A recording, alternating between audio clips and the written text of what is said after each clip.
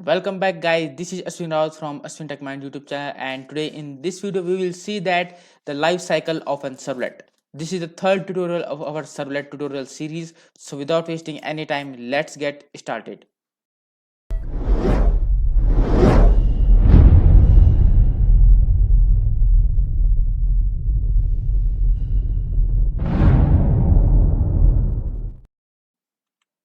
So first of all, let's see the life cycle of a servlet. Basically the life cycle of a servlet mainly consists of 5 steps. तो guys जो servlet की life cycle होती है वो 5 step से मिलकर के बनी होती है। लाइफ साइकिल का मतलब यहाँ पर क्या होता है वो समझते हैं। जब कोई सर्वलेट क्रिएट होता है और उसके क्रिएट होने से लेकर उसके डिस्ट्रॉय होने तक जितने भी उसके अंदर स्टेप्स परफॉर्म होते हैं उन सबको हम एक लाइफ साइकिल के अंदर देख सकते हैं, कंसिडर कर सकते हैं as a life cycle of an servlet. पहला जो स्टेप इसमें आता है वो है कि the servlet class is loaded first. तो जब भी कोई यूजर रिक्वेस्ट करता है तो वेब कंटेनर के द्वारा उसको एक सर्वलेट सर्व किया जाता है। तो जो सर्वलेट सर्व किया जाता है उसको लोड किया जाता है पहले। तो ये सब काम होता है क्लास लोडर के द्वारा। तो पहला स्टेप तो ये है कि जो सर्वलेट है उसको लोड किया जाता है। सर्वलेट जो क्लास है उसकी लोड किया जाता है, यानी कि अगर कोई किसी सर्वलेट कंटेनर के पास 4 या 5 सर्वलेट है तो जो भी सर्वलेट की एज ए रिस्पॉन्स पास किया जाएगा उसको पहले लोड किया जाता है। दूसरा स्टेप क्या है? दूसरा स्टेप है the instance of servlet class is created. अब जो सर्वलेट लोड हो चुका है उसका एक इंस्टेंस क्रिएट किया जाता है। ओके, तो इसमें भी ज्यादा जानने की मेरे हिसाब से जरूरत नहीं है। तो पहले 2 स्टेप तो काफी इजी है, इसलिए मैंने आपको एक एक लाइन में इनको बता दिया कि क्या क्या होता है। तीसरे स्टेप की तरफ पढ़ते तो ये थोड़ा सा ऐसा है कि इसके बारे में थोड़ा डिटेल से पढ़ने की जरूरत है, जो कि है init method is executed. Okay, तो एग्जीक्यूट आप बोल सकते हैं, इसको कॉल भी बोल सकते हैं। ओके, तो तीसरा स्टेप है init मेथड इज एग्जीक्यूटेड। ये init मेथड क्या होता है इसके बारे में डिटेल से पढ़ने वाले हैं थोड़ी देर में। चौथा स्टेप जो है वो है सर्विस मेथड, जो कि एक मेन मेथड होता है जिसके अंदर सारी प्रोसेसिंग होती है हमारी सर्वलेट की। तो चौथे स्टेप में सर्विस मेथड एग्जीक्यूट होता है।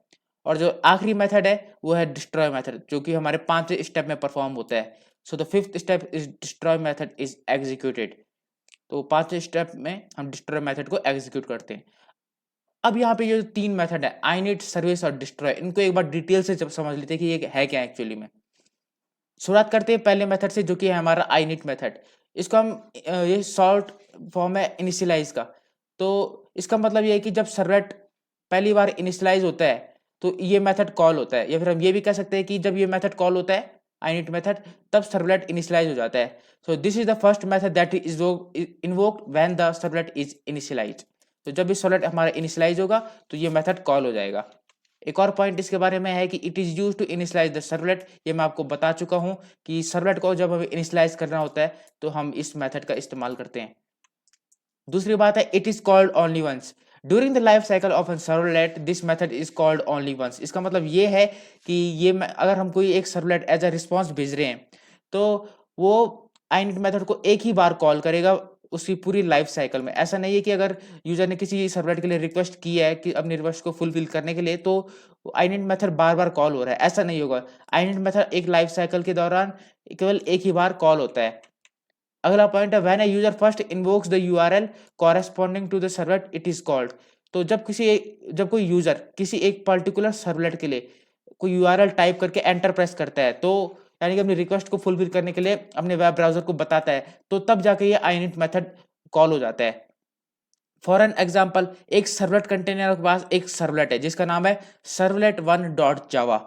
बेसिकली जैसे कि हम जानते ही हैं कि जो सर्वलेट होती है वो जावा फाइल्स होती हैं, तो मैंने इसलिए इसको बोला है सर्वलेट वन डॉट जावा। डॉट जावा यहाँ पे इसका एक्सटेंशन है। तो मैं कह रहा हूँ कि जब कोई यूजर रिक्वेस्ट करता है किसी एक पर्टिकुलर सर्वलेट के लिए तो उसको वो सर्व किया जाता है।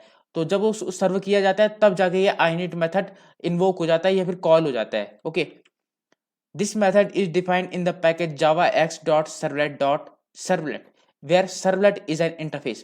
तो अगर आपके OOP के कंसेप्ट क्लियर है तो आपको पता चल रहा होगा कि ये मैंने क्या लिखा हुआ है यहाँ पे कि javax.servlet.servlet। यहाँ पे जो ये javax.servlet.servlet है ये एक पैकेज है और इसके अंदर सर्वलेट एक इंटरफेस है। और ये सर्वलेट इंटरफेस न केवल init मेथड को प्रोवाइड करते हैं बल्कि इसके अंदर हमें बहुत सारे मेथड देखने को मिल जाते हैं। उनके बारे में डिटेल से पढ़ेंगे। इसका सिंटैक्स देखते हैं गाइस। जो इसका सिंटैक्स है वो काफी सिंपल है। Public void init throw servlet exception. Public और वॉइड यहाँ पे कीवर्ड्स हैं, थ्रो भी यहाँ पे कीवर्ड है, और आई नीड तो यहाँ पे मेथड है ही, और ये सर्वलेट एक्सेप्शन को थ्रो करता है। अगर आपने एक्सेप्शन हैंडलिंग जावा में देखी है तो ये कोड आपको समझ में आ रहा होगा, और जब हम इसको यूज करेंगे, प्रैक्टिकली इंप्लीमेंट करेंगे, तब आपको ये और अच्छे से समझ में आने लगेगा। सर्विस मेथड की तरफ बढ़ते हैं, जो कि सबसे मेन मेथड है इसमें। The service method is the main method in the entire life cycle of the servlet. अब क्यों ये एकदम मेन मेथड है वो समझते हैं। ये मेन मेथड इसलिए क्योंकि ये सारे रिक्वेस्ट को हैंडल करता है और सारे रिस्पॉन्स को भी हैंडल करता है। यानी कि जब कोई रिक्वेस्ट इसके पास आती है तो इन रिक्वेस्ट को सुनता है और उसके अकॉर्डिंग रिस्पॉन्ड को भेजता है। So we can say that this method handles all the request send by the web browser and it also respond to them. तो जब कोई यूजर अपने ब्राउजर पे जाता है और किसी अपने रिक्वेस्ट को फुलफिल करने के लिए कोई रिक्वेस्ट भेजता है, जो कि एचटीटीपी रिक्वेस्ट होती है और जो एचटीटीपी प्रोटोकॉल का इस्तेमाल करती है, तो उन रिक्वेस्ट को सुनने के लिए या कहीं उन रिक्वेस्ट को अपने पास पाने के लिए सर्विस मेथड का इस्तेमाल किया जाता है। यहाँ पे मैंने कैपिटल सर्विस लिखा है, लेकिन यहाँ पे जब हम यूज करेंगे इसको तो ये स्मॉल सर्विस होगा, यानी कि इसका जो पहला लेटर है वो स्मॉल होता है। सर्विस मेथड की मैं बात कर रहा हूँ। तो this method handles all the request send by the web browser. तो वेब ब्राउजर जितनी भी रिक्वेस्ट करेगा ये उनको हैंडल करता है, और अकॉर्डिंग टू देम ये उनको रिस्पॉन्ड भी करता है, रिस्पॉन्स सेंड करने के काम भी आता है। कैसे करेगा ये वो हम बाद में आने वाली वीडियोस में देखेंगे। केवल इसमें मैं आपको इतना बता रहा हूँ कि ये जो बेसिकली 3 मेथड है, आई नीड सर्विस और डिस्ट्रॉय, ये कैसे वर्क करते हैं। Each time when a server receives a request, it will handle it by creating a new thread. It means service method responds to each request separately. इसका मतलब क्या है? इसका मतलब ये है कि जब भी कोई एक यूजर एक सर्वलेट की रिक्वेस्ट कर रहा है तो एक नया थ्रेड बनाया जाता है। ये अभी थ्रेड क्या हुआ, ये आपको मल्टी थ्रेडिंग के कंसेप्ट में क्लियर हो चुका होगा। तो अगर आपको मल्टी थ्रेडिंग नहीं आती तो फिर कभी उसको दूसरे वीडियो में देखेंगे, लेकिन इस समय के लिए इतना समझ लीजिए, ये जो सर्विस मेथड है वो काफ़ी मेन मेथड है, और यही हमारी सारी रिक्वेस्ट को मैनेज करता है, हैंडल करता है, और रिस्पॉन्स भेजने के भी काम आता है। It mean service method respond to each request separately. इस लाइन का मतलब क्या है कि service method respond to each request separately. तो जब कोई यूजर किसी 2 नंबर को, सपोज एक एग्जांपल देता हूँ मैं आपको, कि 2 नंबर को ऐड करने के लिए यूजर ने रिक्वेस्ट की है, तो हम उसको एक सर्वलेट रिस्पॉन्स में भेजेंगे जो कि 2 नंबर को ऐड करेगा। तो अभी उस यूजर ने दोबारा 3 नंबर को ऐड करने के लिए एक रिक्वेस्ट भेजी है, तो हम उसको एक दूसरा सर्वलेट भेजेंगे।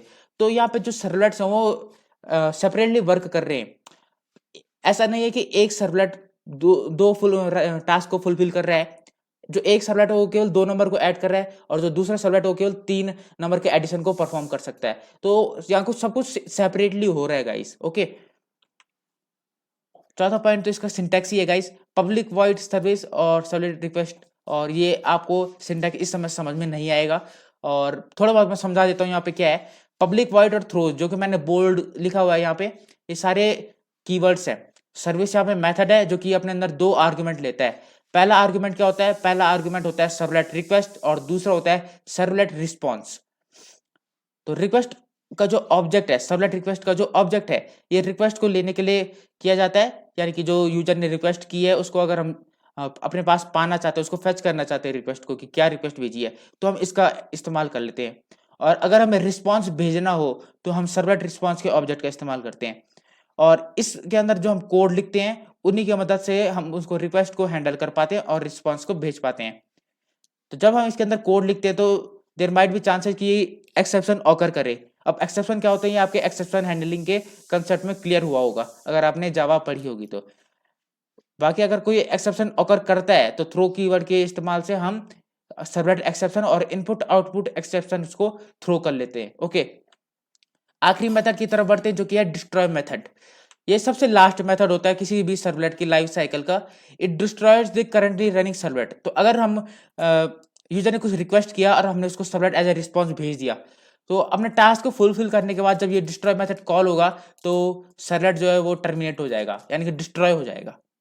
इसके बारे में भी आपको ज्यादा जानने की जरूरत नहीं है। It can also be use to perform clean up operation such as closing DBC GC.